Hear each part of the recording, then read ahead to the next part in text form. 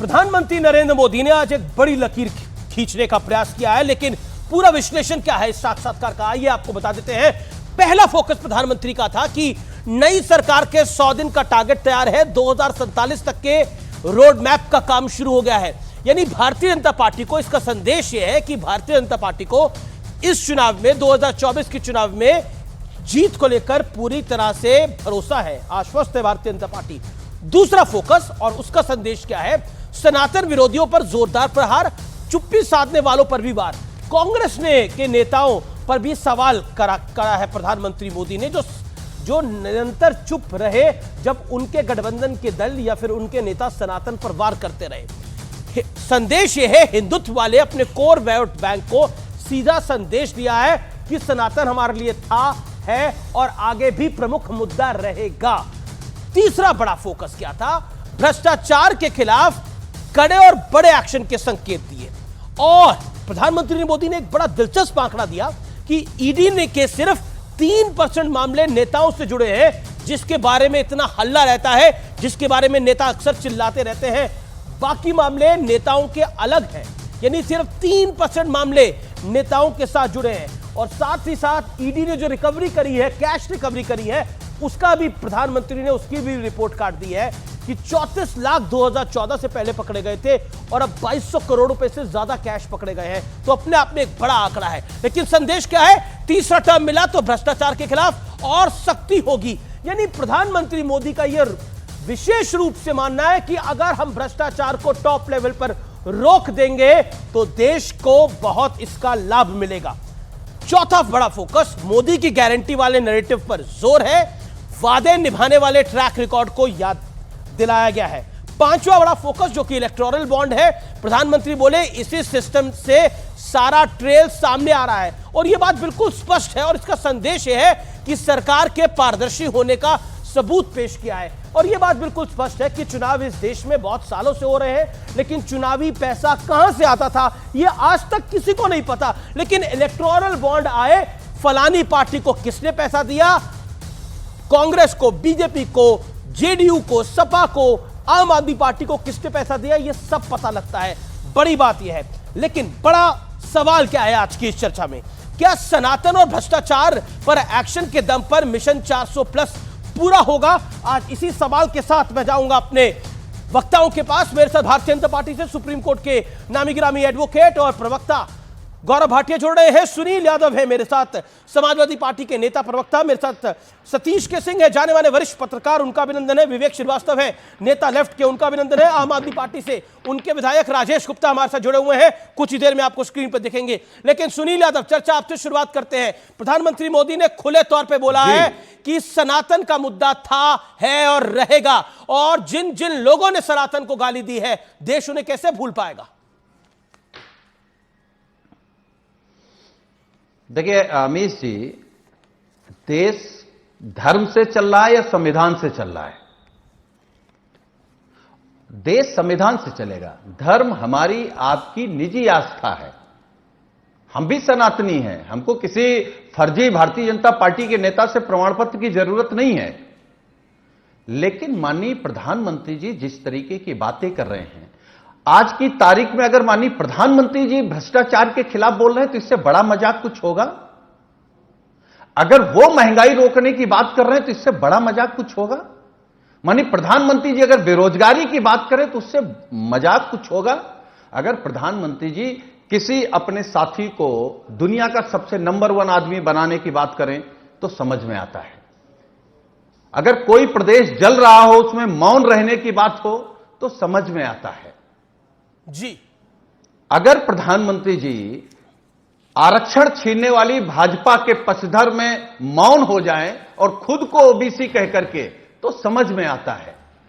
लेकिन अगर प्रधानमंत्री जी भ्रष्टाचार के खिलाफ बोले और कह रहे हैं कि आप भी कह रहे हैं कि अब तक चुनाव में कहां से चंदा आता था, अरे सबसे ज्यादा राष्ट्रवादी पार्टी और ईमानदार पार्टी भारतीय जनता पार्टी, उससे पूछिए अब तक कहां से आ रहा था चंदा। आप बताइए, चुनाव तो आप भी लड़ रहे हैं, सहयोग करते हैं आप, चुनाव तो आप भी लड़े, मैं जानना चाह रहा हूं अगर चलिए अभी तो इलेक्टोरल बॉन्ड से चंदा आ रहा है जिसकी जानकारी एक एक देशवासी को पहुंच गई है, या आज से पहले चुनावी चंदा कहां से आता था बताइए ना। देशवासी समाजवादी पार्टी कैसे चुनाव लड़ती वो थी? राष्ट्रवादी कांग्रेस समझ पार्टी रहे कैसे थे, वो चुनाव बेईमान लड़ती थी? निकले। नहीं, कौन सा धन था वो? नहीं, धन कौन सा था वो? इलेक्ट्रोलर बॉन्ड से जी। एक बात तो साफ हो गई कि पूरा देशवासी जान गया कि जिसको हम राष्ट्रवादी पार्टी समझ रहे थे, वो पार्टी नंबर 1 की भ्रष्टाचारी पार्टी निकल गई, रंगदारी वाली पार्टी निकल गई। जवाब जरूरी है। सीबीआई इनकम टैक्स कर गौरव भाटिया लेने वाली पार्टी निकल गई। गौरव भाटिया आप पूरी बात सुनना नहीं चाहते। मैंने पूरी बात लेकिन सुनी, देश आपकी पूरी बात पूरी सुनना बात चाहता सुनी। है। आपने 2 मिनट बोला, आपको पूरा मैंने मौका दिया। गौरव भाटिया, पोल आपकी खुल रही है, भाग आप रहे हैं। अमित जी, देखिए, ऐसा है कि कल भारतीय जनता पार्टी का संकल्प पत्र आया और सबसे ज्यादा प्रमुखता से जो बात सामने आई वो है मोदी की गारंटी। आज विश्वसनीयता का प्रतीक है श्री नरेंद्र मोदी जी, और मोदी जी की गारंटी ये है कि जो असंभव था, साक्षात्कार की आप बात कर रहे हैं, आप देखिए, ये वो शख्सियत है नरेंद्र मोदी जी जो अपनी मेहनत के दम पर आज आश्वस्त हैं कि जनता पुनः उन्हें आशीर्वाद देगी और प्रधानमंत्री चुनेगी। उन्होंने तीसरी बार जब प्रधानमंत्री चुन के आएंगे और शपथ लेंगे, उसके बाद की जो विजन है अगले 100 दिन की और उसके बाद 2047 तक की विकसित भारत की, वो भी खाका बना लिया है।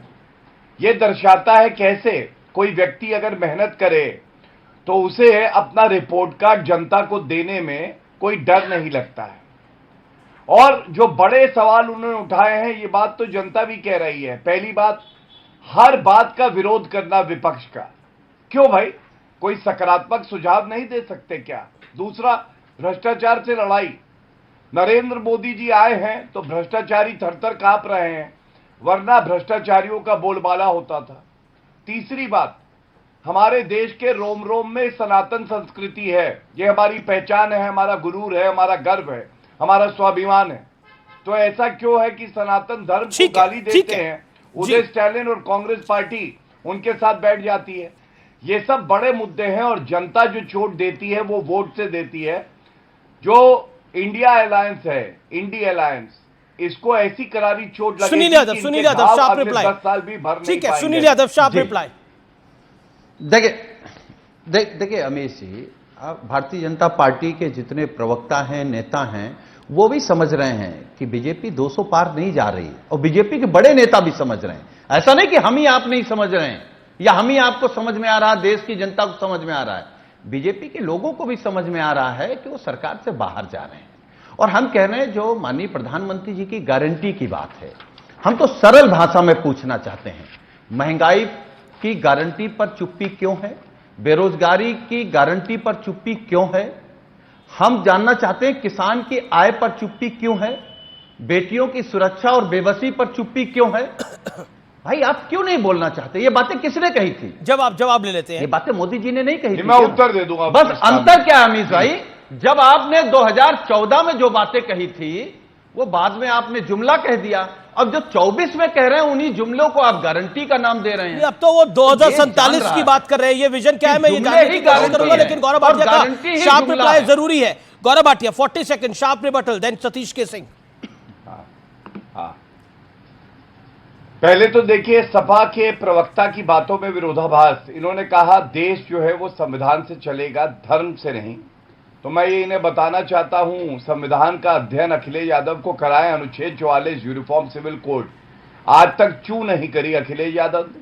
संविधान निर्माता कह के गए अनुच्छेद 44 के अनुसार यूसीसी होना चाहिए, यूनिफॉर्म सिविल कोड। दूसरा, ट्रिपल तलाक को अपराध बनाया। ये तो चाहते थे मुस्लिम महिलाओं को उनका सम्मान भी ना मिले, इसलिए आपकी बात में विरोधाभास है। दूसरी बात, ये इलेक्ट्रल बॉन्ड को इलेक्ट्रोलर बॉन्ड कह रहे। भैया, इलेक्ट्रोलर बॉन्ड नहीं होता, इलेक्ट्रल बॉन्ड होता है।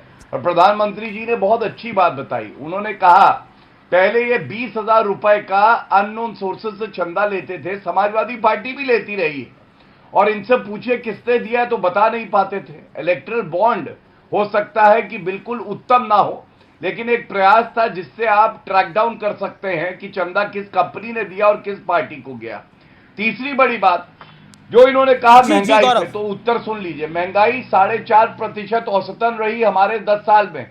और यूपीए की सरकार जिसका आप हिस्सा थे 10% से पार हो गई थी। आपने बेरोजगारी की बात करी, हमने 10 लाख सरकारी नौकरियां दी हैं पिछले 1 साल में, केंद्रीय की मैं बात कर रहा हूं, और उसके अलावा 18 करोड़ ईपीएफओ डेटा नई नौकरियों का आया और 44 करोड़ मुद्रा योजना के लोन। आपने क्या दिया? बाबा जी का ठुल्लू। जनता ने आपको ठीक है, किसने ठुल्लू दिया और किसने गुल्लू दिया देख लेते हैं। ओके, जवाब ले लेते हैं। ओके ओके, जवाब। अमित जी, सुनील जी, 30 सेकंड पूछिए कि भारत सरकार में कितनी नौकरियों के पद रिक्त हैं, और बीजेपी के नेताओं से कहिए कुछ पढ़ लिख करके आया करें, कुछ अध्ययन करके आया करें, कितनी नौकरी दे सकते थे, कितनी नहीं दी, कितनी महंगाई कम कर सकते थे, देश की सीमाओं पर सुरक्षा बढ़ा सकते थे, देश की सीमाएं बचा सकते थे, संसद सुरक्षित जिसकी सरकार में ना हो, वो लोग किस तरीके की बातें कर रहे हैं। ठीक है, अब मुझे सतीश जी के पास आने दीजिए। You made your point. Satish ji के पास आपको क्या लगता है चुनाव में नंबर 1 आ जाएंगे? ठीक है सतीश जी, ये प्रधानमंत्री नरेंद्र मोदी ने अपने साक्षात्कार में 2047 के भारत की बात करी, तो क्या ये 2024 का कॉन्फिडेंस है या प्रधानमंत्री दूसरी गेम खेल रहे हैं? देखिए, मैं 2-3 प्रकार से इस इंटरव्यू को देखता हूं। सबसे पहले तो प्रधानमंत्री जी ने एक देश में इंटरव्यू दिया, एक बड़ी बात। दूसरी बात कि जो उनका जो भाव भंगिमा था वो बहुत रिलैक्स्ड और कॉन्फिडेंट था, जो आप सवाल भी पूछ रहे हैं। और तीसरा जो मुझे लगता है कि जो भी मुद्दे